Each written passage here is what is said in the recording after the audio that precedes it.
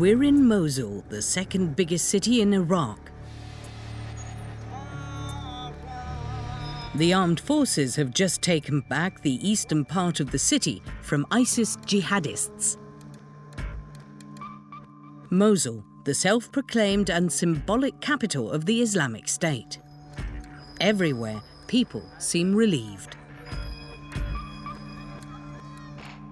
General Abdel Ghani al-Assadi is relishing his role as liberator. Let him through, let him through. My pleasure. When was this neighborhood liberated? 5 days ago, and you can see how the population welcomes our soldiers. They greet us with smiles and joy. Give me a cigarette.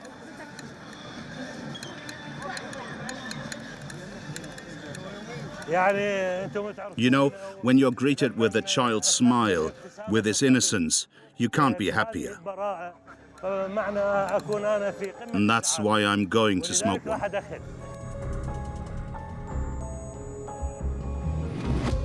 ISIS reigned over Mosul for more than 2 years. And at the head of the organization was Abu Bakr al Baghdadi. Here he reigned with terror without even appearing in person. Secret, invisible, elusive. Yet he left his mark everywhere. In this house was one of the headquarters of his organization.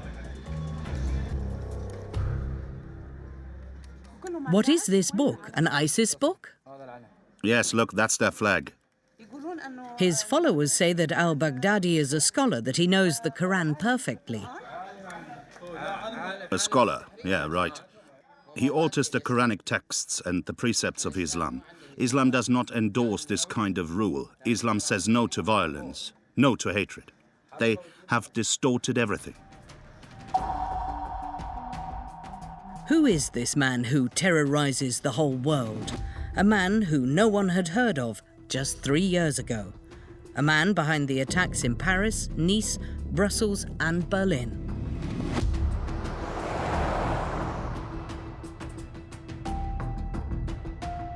J'ai fait allégeance au calife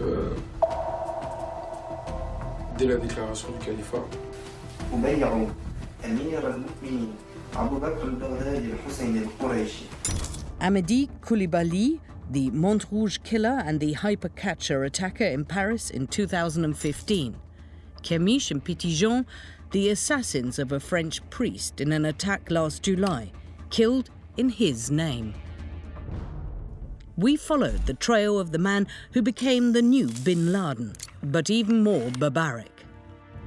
Al-Baghdadi surpassed the mastermind of 9/11 by acquiring a vast territory and an army of up to 50,000 men. A high-tension investigation during which our team was threatened. The man on the phone told me he could kill us at any time, and with my car's license number, they can catch me outside my home. It is dangerous to ask too many questions about a man who is trying to remain invisible. Even his soldiers nicknamed him Al-Shabaab, the Ghost. There is only one known video of him, a propaganda video. Assalamu alaikum wa rahmatullahi wa barakatuh. During our investigation, we discovered unpublished photographs of the master of ISIS. We went to Iraq, to Lebanon, to Jordan, and to the United States. We found his ex-wife and his daughter. أنا بقول إنه شو ذنب هالطفلة؟ يعني شو ذنبها بتتعاقب على إنه هي العفو بنت أكبر رجل يعادي العالم. In prison, we were able to talk to his former sister-in-law, a suicide bomber who was arrested just before she blew herself up. قال لي رح تقتلين 200 نفر، أنا قلت لك كلش قليل هال 200 نفر، خلي أكثر أحسن. قال قديش تريدي؟ قلت له 1000 واحد مقابل زوجي. We followed his journey from small stranded jihadist to the undisputed leader of ISIS. المعلومات اللي كانت متوفرة أنه هو البغدادي كان موجود بالكم السادس. لكن ما كنت أتصور أنه هذا الإنسان اللي كان يخطبنا فيه أبوك في الكم السادس يتحول إلى إنسان آخر، يعني اختلاف باستطاعتنا أن نقول جذري، اختلاف جذري. Portrait of the Caliph of Terror, the man with a €23 million bounty on his head. July 4th, 2014, in the Grand Mosque of Mosul. This was the first time that the leader of ISIS appeared in public. It is also the only existing video of him. These propaganda images were shot by ISIS's communication department. The aim was to announce to the world that Abu Bakr al Baghdadi is no longer a warlord, but a head of state, the head of the Islamic State. On that day, he proclaimed himself caliph, the leader of all Muslims. وإن إخوانكم المجاهدين قد من الله تبارك وتعالى عليهم بنصر وفتح فسارعوا إلى إعلان الخلافة وتنصيب إمام، وهذا واجب على المسلمين، والذين يأثمون أي يأثم المسلمون بتضييعه وتغييبه، وعليهم أن يسعوا دائما لإقامته.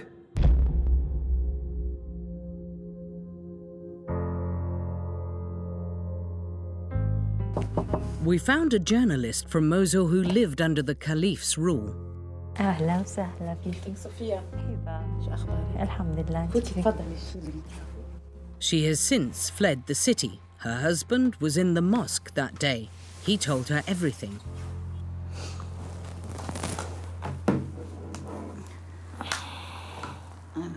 هم جاءوا يصلون لا يعرفون من جاء بهم، من هو اللي دخل فجأة وأصبح في الهذلان. طبعا لا وجود إلى خطيب الجمعة هون، لا وجود له في هذاك النهار، اختفى، ما نعرف ايش صار له. 3 weeks earlier, ISIS had conquered the city. In the mosque that day, the faithful were witnessing firsthand a coup d'etat. إنه هو مسيطر أو إنه هو المحبوب عند أهالي الموصل، لكن كلها ممنهجة بالسلاح ومحمي هو بالسلاح، تحت سطوة السلاح دخله. شوفين يعني كلها وقفت حماية مع عند الركوع تلاحظين هذه الحماية، هناك حماية، هذا حماية، شوفي هذا العمود، هذا الحماية. It's ISIS's propaganda office that has blurred out their men. شوفي السلاح الأمن من داعش. يعني أبو بكر البغدادي. So for Baghdadi to pray, he needs weapons and protection? نعم. He's not sure of himself in Mosul? طبعاً قطعت الاتصالات الآسيسيل والكورك والإنترنت، لا يوجد أي اتصال في الموصل حتى تأمينه في هذاك الوقت عندما دخل الجامع، ولم يقدر أي شخص من أهالي الموصل أن يصوره، ممنوع، لأن لا يوجد تحرك خوف. In an icy silence, al-Baghdadi is about to speak. طبعاً هون هاي إيده دا يأمن كيف صعد الدرج، وهذه دا يأمن على السلاح، هاي إيده تحتها سلاح مسلح نفسه. وإن أردتم موعود الله فجاهدوا في سبيل الله وحرضوا المؤمنين واصبروا على تلك المشقة.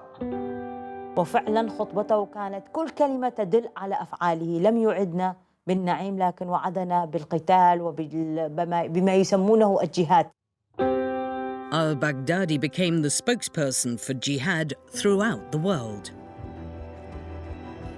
An unimaginable destiny for those who knew him in his youth when he was poor and introverted. His story begins in Samarra, an hour's drive from Baghdad.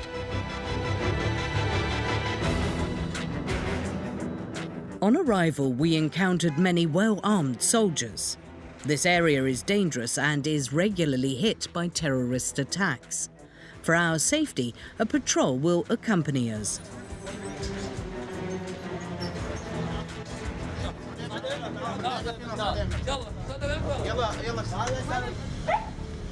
تقريبا قبل أسبوع حاولوا يدخلون مركز شرطة يعني انتحارين والحمد لله تم القضاء عليهم.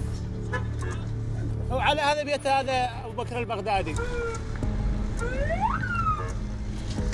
Our escort takes us to his childhood home, which was deserted by the family of al Baghdadi when the Caliphate was declared, out of fear of retaliation. The door is padlocked. The soldiers have to force it to get us in.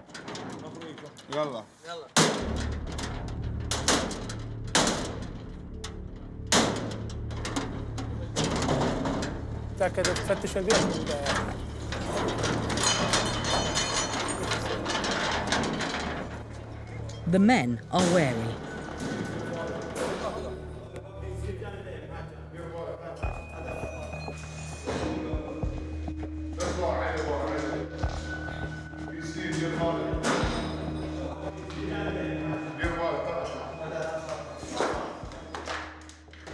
They check that the house is not booby-trapped. This is the place where Abu Bakr al Baghdadi grew up. He was born here in January 1971. The size of the house is deceptive. The home is actually very modest. His parents were illiterate farmers. كانت هذه غرفة حسب ما علمنا من سكان المنطقة من هذه كانت الغرفة يتواجد بها دائما أبو بكر البغدادي. He lived here until his teenage years before going back and forth to Baghdad to go to college. We meet a neighbour who knew him for a long time. Just behind the house, he takes us to a football field, the first passion of the future caliph. He knew him by his real name, Ibrahim Awad al-Badri. هاي كانت ساحة كرة قدم إبراهيم العواد الملقب أبو بكر البغدادي كان مسوي فريق اسمه فريق الملالي وهسه حاليا هو قاعد يتعاون يعني ضد ما كان هو يسوي. The mullahs, because al-Baghdadi and his team were Salafists. Football and religion used to be compatible in his eyes. Today, playing with a ball is a crime in territories controlled by the Islamic State. Later, he began teaching religion to young people in this mosque, next to the football field. Inside, we meet the sheikh, who bears the same name as al-Badri. He is a member of the same tribe. He remembers a young man who dreamed of becoming an imam. هو هنا نعلمه من هو طفل لان بيتهم هنا شفتي انت بس احنا كنا نقدمه امامي لان كان صوته حلو بالقران هو حافظ اي فكنا هنا احنا يعني مرات عديده يعني حتى من قال هو صاير الامير ما صدقنا لان فقير اي والله فقير والله فقير يعني ما يدرج بس من قال قلت بكذب ما صدق هذا. A poor, normal boy. His relatives didn't find that he had a taste for violence. Al-Baghdadi finishes high school. We were able to get a copy of his results. Above, his photo ID, aged 18. He had excellent results in maths, 98 out of 100. On the other hand, he is an average student in all other subjects, too average to study law as he had hoped. He therefore signed up to the only college that accepted him in Baghdad, studying theology. He settles in Topchi, a poorer area of the capital. It is dangerous to film here. ISIS has eyes and ears in the area. And then there are the Shiite militias who terrorize the city. A few days before we film, an Iraqi journalist was abducted from her home. After his arrival, Abu Bakr al Baghdadi frequented this mosque, which became almost his second home. It is forbidden to film. You need authorization from the Ministry of the Interior. Do you know why it's forbidden? Why? Because we received orders. The security forces fear that the mosque will become a pilgrimage site for followers of the caliph, or that his enemies will commit an attack. A few steps away is his old apartment. It's this house here? Yes, this house. He lived here? Yes. On the walls, a graffitied message reads, "Man wanted by the tribes." A threat directly addressed to al-Baghdadi by the important families in the region that he has harmed.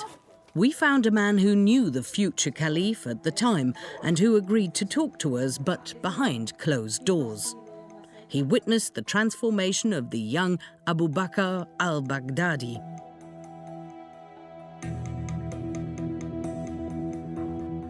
فترة الشباب الإنسان لطيف وشباب ويلعب طوبة، فاعتيادي لطيف يعني هو.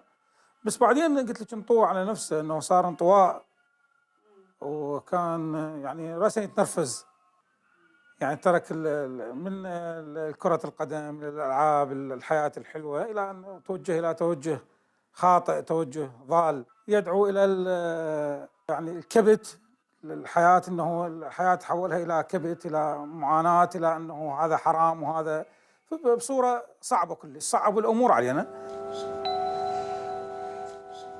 The man even remembers his first episodes of violence. فهد شاف عرس، يعني عرس قدامه، فتعارك وياهم، سوى لفت مشكلة أنه ما يصير تخالط الجنسين، ما يجوز، هذا حرام، هذا ما يقبل به الإسلام، ما يقبل به الدين. فصارت مشكلة في ذاك الوقت، لأن الناس كانت أنه ما عندها، الناس تدق وترقص ومتونسين ولا هم أقرباء، يعني هو عرس مال أقرباء بنفس المنطقة. In a few years, the young football fan became a convicted Islamist. And a chain of events eventually tipped him over the edge. Wow! Oh. After September 11th, 2001, the United States claimed that Iraq was partly responsible for the attacks and that Saddam Hussein was a threat to the Western world.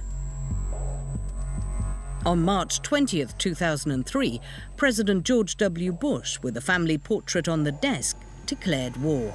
My fellow citizens, at this hour, American and coalition forces are in the early stages of military operations to disarm Iraq, to free its people, and to defend the world from grave danger.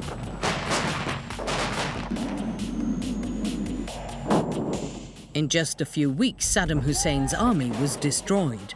But in response to the US invasion, dozens of armed groups, most of them jihadists, were building up and fighting back. The most formidable, Al-Qaeda, in Iraq, under the control of Abu Musab al-Zarqawi.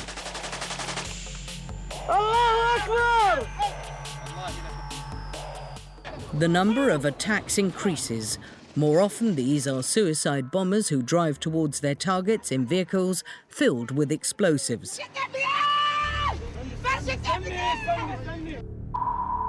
At the time, Abu Bakr al Baghdadi still lived in Topchi. This Islamist became a jihadist. He created his own small group which performed attacks on a limited scale.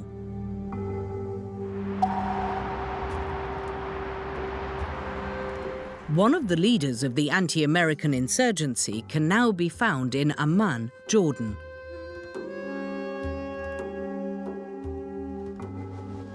We met him in a small neighborhood mosque.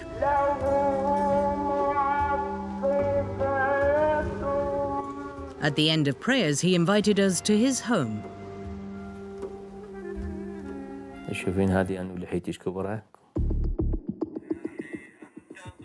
In 2003, he founded the Iraqi Islamic Army, a jihadist group that committed numerous attacks and published propaganda videos on the internet like this one.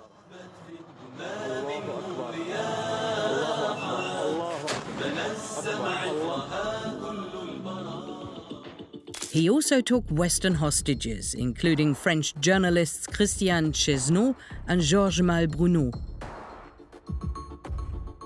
He spent 6 years in prison in Iraq before being released on the condition that he left the country. Dabash knew leaders of the anti-American guerrillas well, including the most powerful leader, Zarqawi. But according to him at the time, al-Baghdadi was just a minion. لم يكن ظاهرا في تلك الفترة. أنا إمام وخطيب جامع وإحنا كان 15 مسجد فمعروفين أئمة خطباء هذه المساجد. هو رجل مضمور يعني رجل ثاني ما معروف يعني يجوز بسلم عليه أنا ما أعرف أنه هذا فلان يعني. إحنا نقول 2003 عندما بدأت المقاومة كان هناك معرفة لهذه الفصائل. بقية الفصائل الأخرى الصغيرة اللي أيضا لها دور كبير ومتميز معروفة بقياداته. أبو بكر لم يعرف أنه أحد هذه القيادات. According to Dabash, one particular stage in the life of al-Baghdadi took him from having a background role in the jihad to taking center stage. في بوكا هو تربى في مدرسة الغلو والتطرف. عندما بايعهم أصبح أحد قياداتهم وهو داخل السجن. لأن قريب وواعي وحافظ وسريع البديهية فاستطاع أن يقود الأمر وهو داخل السجن. Camp Bucca, under control of the Americans from the day after the invasion of the country. One of the largest prisons in Iraq, now known as a school of jihad. Most of the leaders of ISIS spent time there. One of them was Abu Bakr al Baghdadi, who was arrested in February 2004, almost a year after the start of the war. We pay it a visit. The former Camp Bucca can be found next to a large city in southern Iraq, Basra.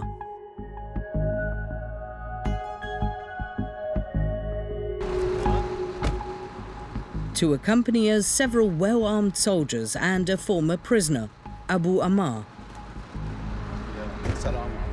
He was accused of being an anti-American insurgent. He remained imprisoned for 7 months before being released for lack of evidence. The camp is an hour's drive away. يا الله السلام عليكم. حمايات خارجية خارج هذا الساتر، دوريات مستمرة بالعجلات مع الطيران المستمر مع الحراس في الأبراج. نعم. هذه الأبراج. There are only a few videos of this period. The camp was opened in 2003. It is named after an American firefighter who died in the Twin Towers in New York on September 11th, 2001. Inside are 20,000 prisoners. On one side are all those who are suspected of being members of jihadist groups. On the other side are soldiers of Saddam Hussein's army arrested during the fighting. It is these two groups together that will later form the Islamic State around Abu Bakr al Baghdadi. The prisoners live a hard life under tents or prefabricated buildings out in the desert.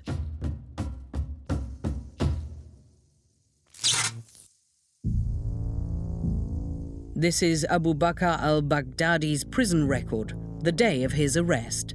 It says that he is a Sunni in good physical condition. Occupation, secretary. For the Americans, he is not attached to any jihadist group. He was arrested by chance at a friend's home, a man who was suspected of terrorism. Camp Bucca was closed in 2009, and only a few remains are left that Abu Ammar, the former prisoner, sees for the first time since his release. In all, several 100,000 men were detained there without trial. هذا كل معتقل يدخلوه مكان يسموه الحاسبة الإلكترونية. يعني مثل أنا رقمي 313,583. Why do you keep it? الذكريات هذه. Some prisoners would spend several years in Bucca. يصير هنا مثلا 40 30 شخص اي نعم، لكن ينطون هذا نسميه احنا دوشك او مندر فهالشكل يعني من هذا الجانب ومن هذا الجانب يبقى الوسط فارغ. اي نعم. In 2004, when al-Baghdadi was detained here, the prisoners were mixed. Sunnis, Shiites, jihadists and moderates lived side by side. Networks developed. Al Baghdadi slept here in Section 6, which was destroyed after the camp was closed. هذا المكان وهذه الصبات يتركز عليهم الكرفانات اللي الكم السادس. هذه الصبات على مود الكرفانات اللي ينصبن عليهن هذا الجانب وهذا الجانب. المعلومات اللي كانت متوفرة انه هو البغدادي كان موجود بالكم السادس. The future caliph spent 9 months there. Some of his fellow prisoners became his closest collaborators a few years later. Jihadists like Manaf al-Rawi, for example, who planned bloody attacks in Baghdad after his release and who was executed in 2013. But also Saddam Hussein's officers like Haji Bucca, a former lieutenant colonel who became one of the chief advisors of al-Baghdadi. It is behind these barbed wire fences that all these men apparently met and began to prepare for the future. We go to check this information on the other side of the globe in the United States.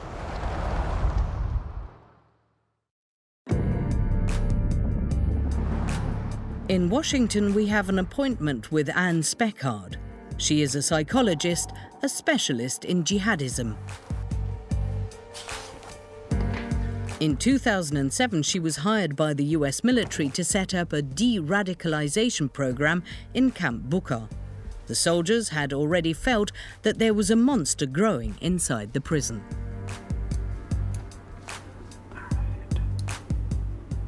Some of the hardcore elements would end up mixed with the people that were just picked up in sweeps.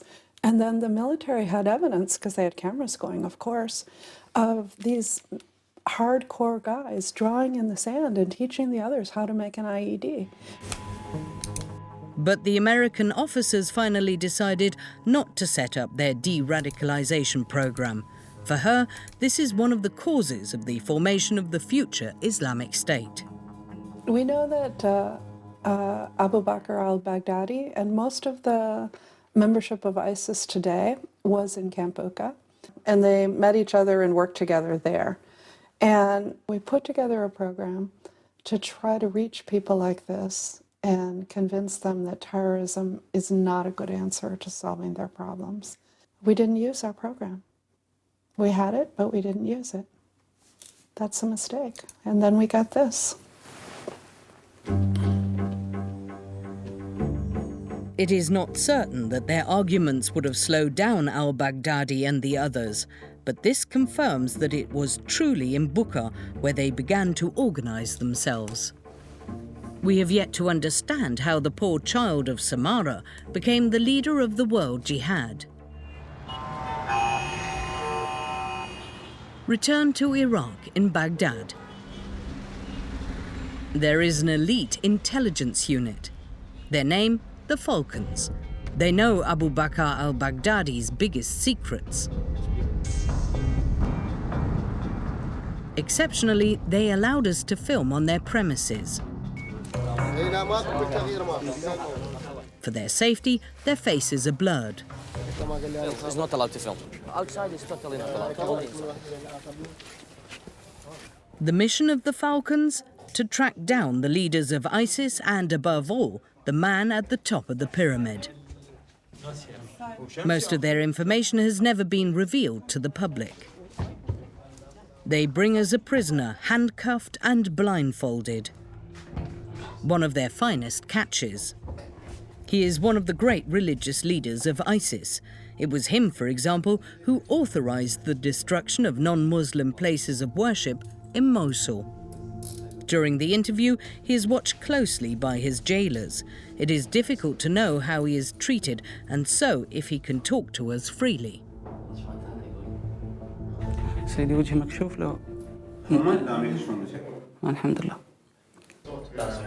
He confirms that he personally knew Abu Bakr al Baghdadi at Camp Bucca. معتقل كامب بوكا كان يضم عناصر عناصر ريادية يسلط عليها الضوء، من الطرفين، من الطرف السني ومن الطرف الشيعي. أما من الطرف السني كان إبراهيم أبو دعاء اللي هو حاليا أبو بكر البغدادي، كان في الكم السادس. But at the time, according to him, the future caliph passed rather unnoticed. يتميز بصفات الإبهام والإيهام والانعزال والانطواء. كان إمام وخطيب، نعم كان منعزل، كان منطوي، كان إمام وخطيب. تتسم خطبته بخطبة باردة خالية من الكاريزما واستقطاب النفوس، ماكو هذا الشيء. يعني يبدو الرجل، ما أدري هل هذا كان طبعه أم كان هذا تطبع، أنه يحاول ما يتصرف أي تصرف يسلط عليه الأضواء. لكن ما كنت أتصور أنه هذا الإنسان اللي كان يخطبنا في بوكا في الكم السادس يتحول إلى إنسان آخر. يعني اختلاف باستطاعتنا أن نقول جذري، اختلاف جذري.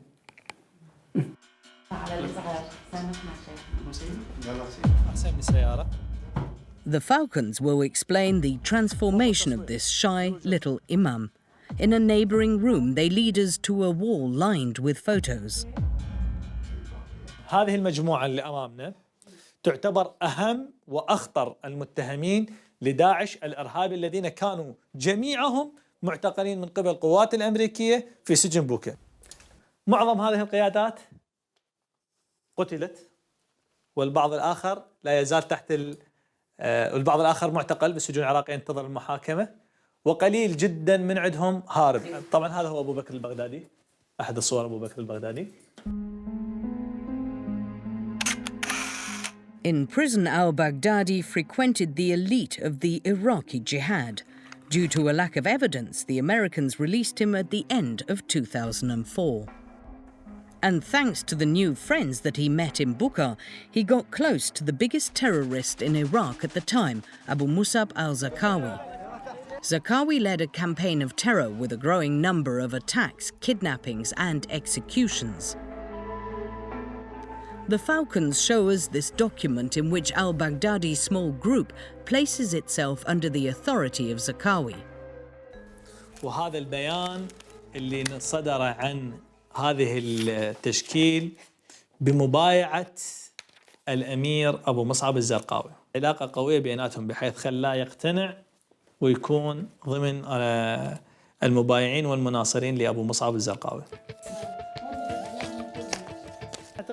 The Falcons' cabinets hold a treasure trove of information, to begin with unpublished photos of Abu Bakr al Baghdadi. هذه صورة إلى أخرى، وهذا تنسب إلى هذه صورة أخرى إلى في شبابه في عمر متقدم وهو يرتدي الزي العربي.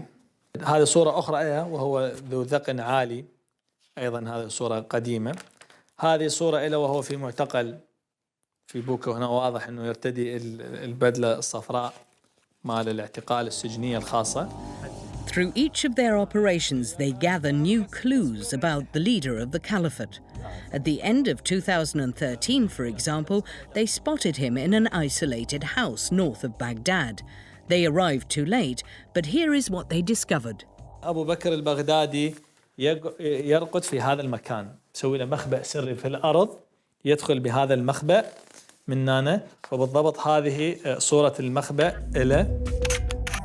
Al-Baghdadi lived in hiding then, even before the Caliphate was declared, like Saddam Hussein before him, who was arrested in a hideout like this one in 2003. Inside, the Falcons found weapons and a belt of explosives, no doubt to avoid being captured alive, and personal affairs. Remarkable documents which allow us to better understand the Caliph's way of life. طبعا من داهمنا بيته عثرنا على هذه الصور الحديثة له، هذه وهذه وهذه. طبعا هاي صور لزوجاته، زوجاته اللي واحدة اسمها أسماء فوزي محمد الكوبيسي والإسراء رجب القيسي. هذه المستمسكات الرسمية الثبوتية لعائلته، هذه زوجته وبناته وأطفاله.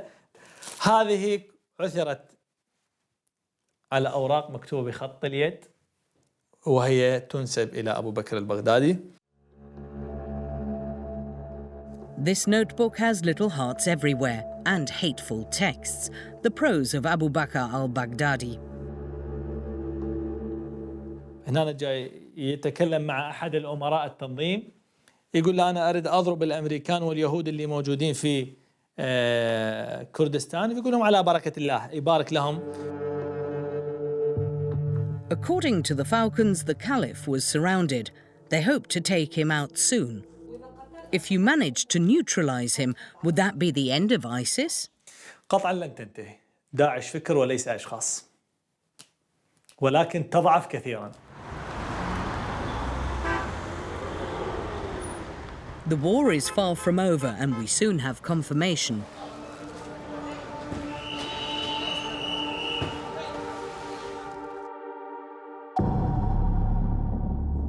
A few hours after our meeting with the Falcons, we receive a call from our Iraqi guide, panicked. Someone called him to threaten our entire team. We have to leave the hotel as soon as possible. We find him again. He does not want to show us his face. We don't trust anybody. It's Iraq. It's not. هذا أسوأ. This is the worst country in the world. Who is threatening us? It's impossible to know. Our guide and driver takes us to another ultra-secure hotel, which mainly hosts diplomats. To enter, you have to go through a series of checkpoints and inspections. We have a reservation. Yeah. French television. Yeah, 3 rooms.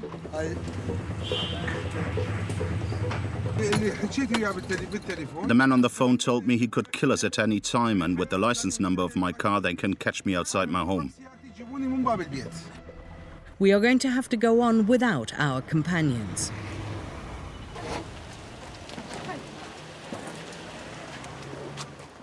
We're safe for tonight. Tomorrow we will leave Baghdad to continue our investigation in the north of the country.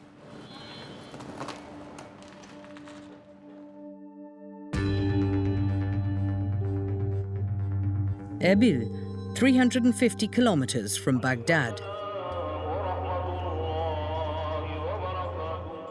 It is the capital of Kurdistan, an autonomous region of the country. We are trying to understand why so many Iraqis such as al Baghdadi joined the ranks of jihadists in the mid-2000s. We have an appointment in one of the city's prisons. About 50 prisoners are behind these walls. Among them, a 24-year-old Iraqi woman who was arrested just before setting off her belt of explosives. Dora is almost at home here. The inmates have the right to leave their cells during the day.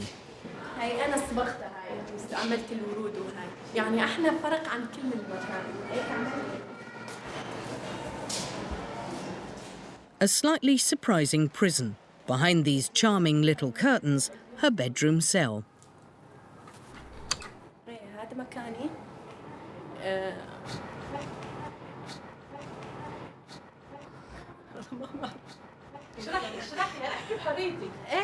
أنا أعمل هاي الأشياء يعني نفسي أنا أعمل مخدتي هيك أحط الله وخيط الله.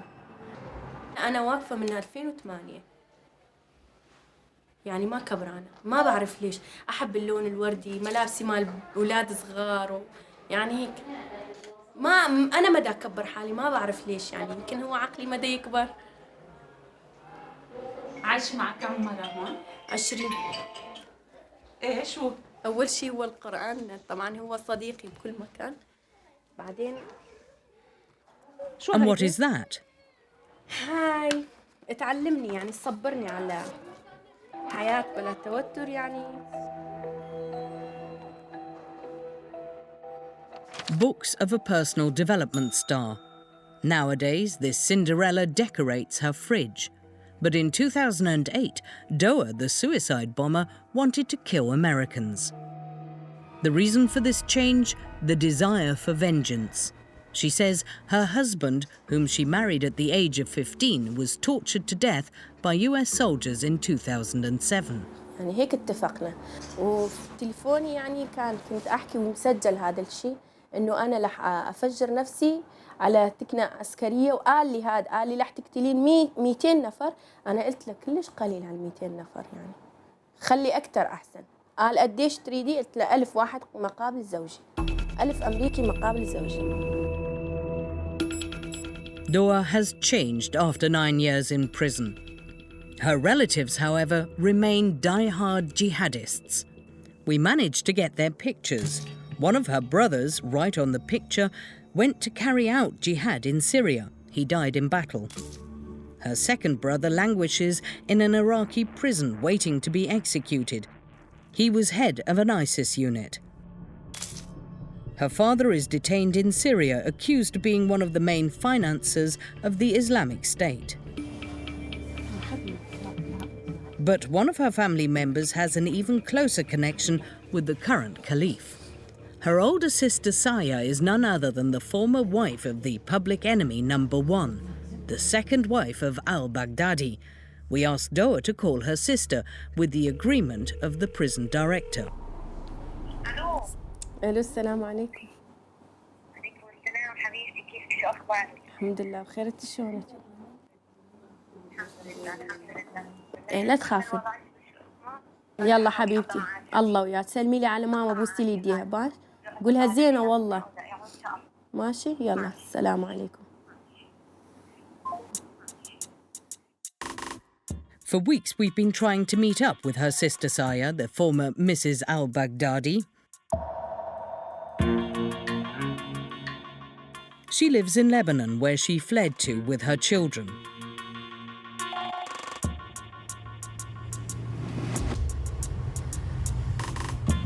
After long negotiations, she agreed to meet, provided, of course, that we do not give any information that could reveal where she is hiding. We take Saja to an anonymous house somewhere in the country. In the car is Saja, 8 years old, the daughter of Abu Bakr al Baghdadi. Lebanese intelligence services have confirmed this relationship with DNA testing. In front of the camera, Saja is wearing a hijab so as not to be recognized. Normally, she does not hide her face. Saja has 4 children, twins from a previous marriage, Saja, the daughter of al Baghdadi, and a little boy with her new husband.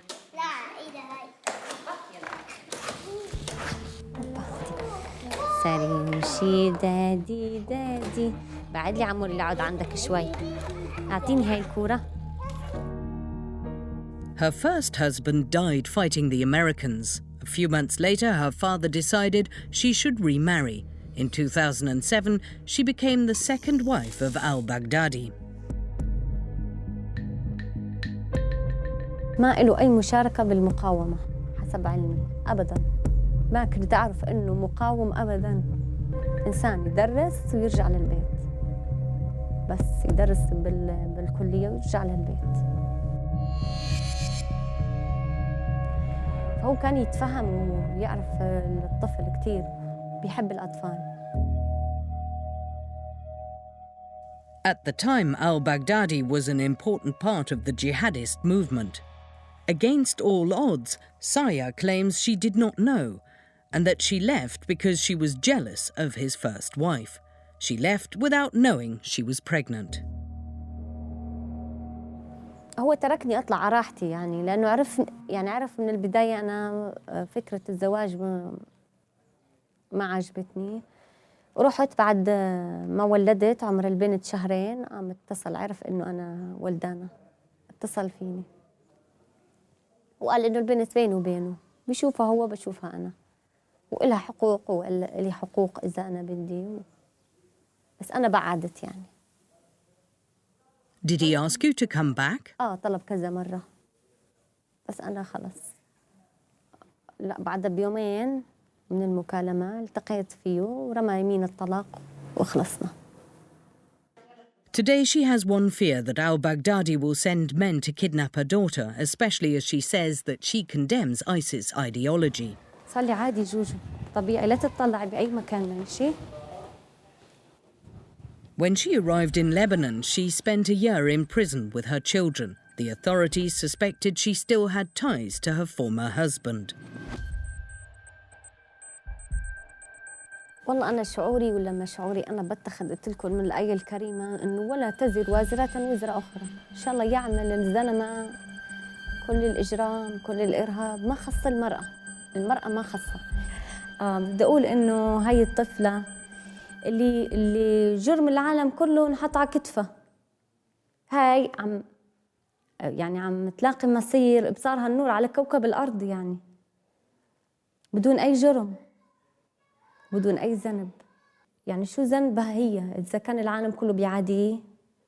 هي بتضل طفله، شو خاصه يعني بالحروب وبالارهاب وبال. Saja described al-Baghdadi as a caring father. We spoke to another witness whose testimony has never been released until now, that of a former personal slave of the caliph.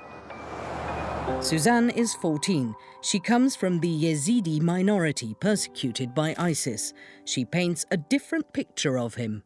When she was captured in 2014, she found herself with other young girls in front of al-Baghdadi and several of his men. She was only 12 years old. How did you know that it was al-Baghdadi?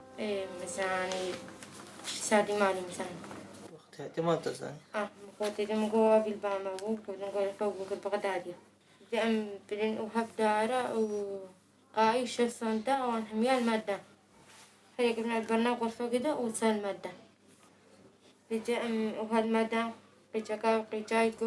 وبهناك يقول واندا وقديس شان بابا وبهناك قديس الواندا سهرتي من المدى سب دارا ولا شما سهر وقدي رشو شين بو بهنقل مدى دين برد سام وغريب خدامة.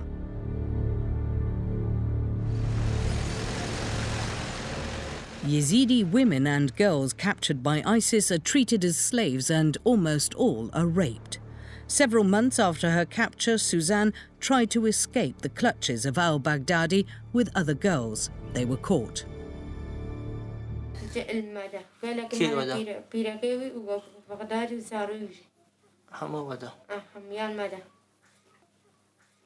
How did they beat you?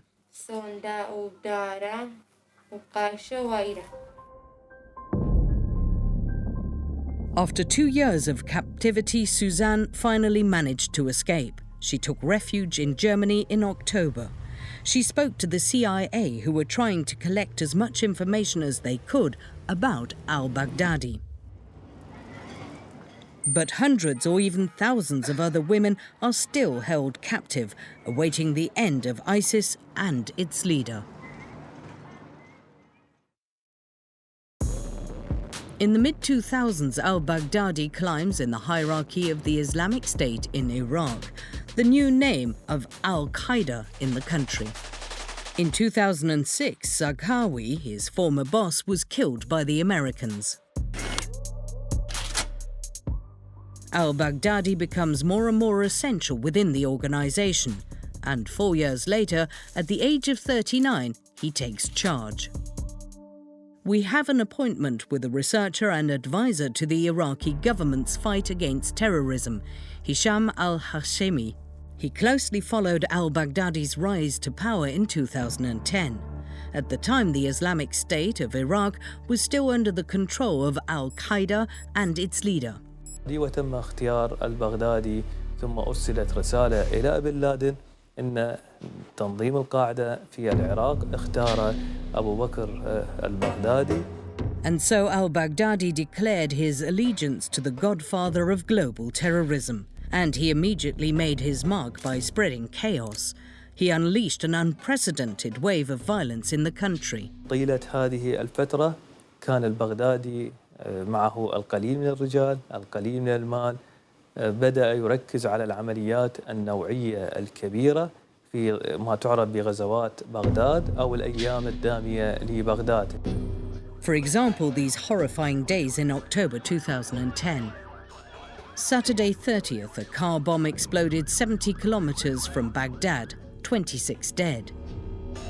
The next day, al-Baghdadi's men took 120 Christians hostage in the capital's cathedral during Mass.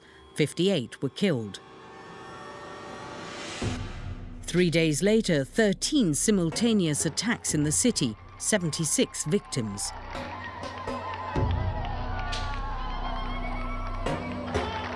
كان يضرب المراكز الأمنية، القضائية، الخدمية، الوزارات، ويعمل على ضرب ما يعرف بالانسجام المجتمعي يحاول أن يضرب ذلك الانسجام الذي بدأ يتقارب بين الشيعة والسنة. In 2011, the start of the conflict in Syria allowed him to extend his dark influence a little further. He was part of establishing a branch of his organization in a neighboring country, the Al-Nusra Front. Now his men were fighting in Iraq and Syria.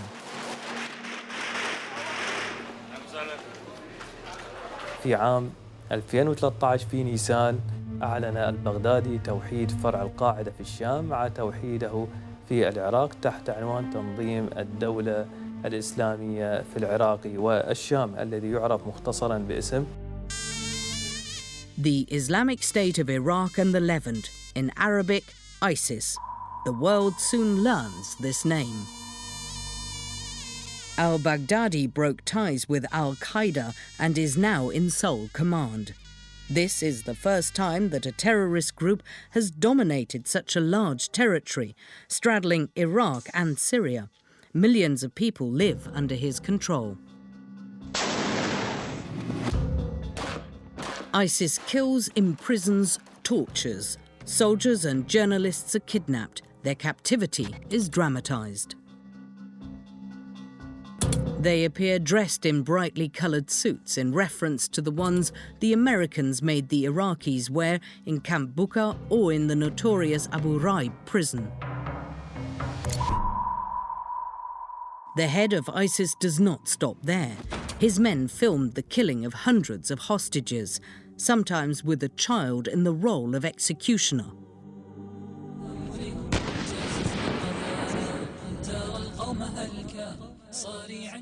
An unprecedented violence condemned even in the ranks of Al-Qaeda.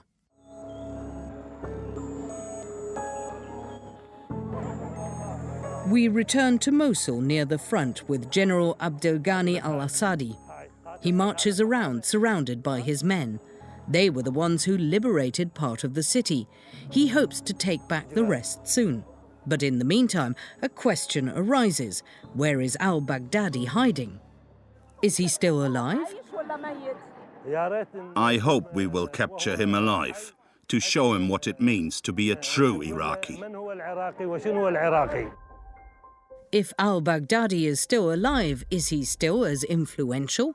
Does he still have power over his army? His last sign of life is an audio message recorded 5 months ago, in which he calls on his soldiers to fight to the death. Only history will tell if he will abide by that principle himself, or if one day he will have to answer for his crimes in court.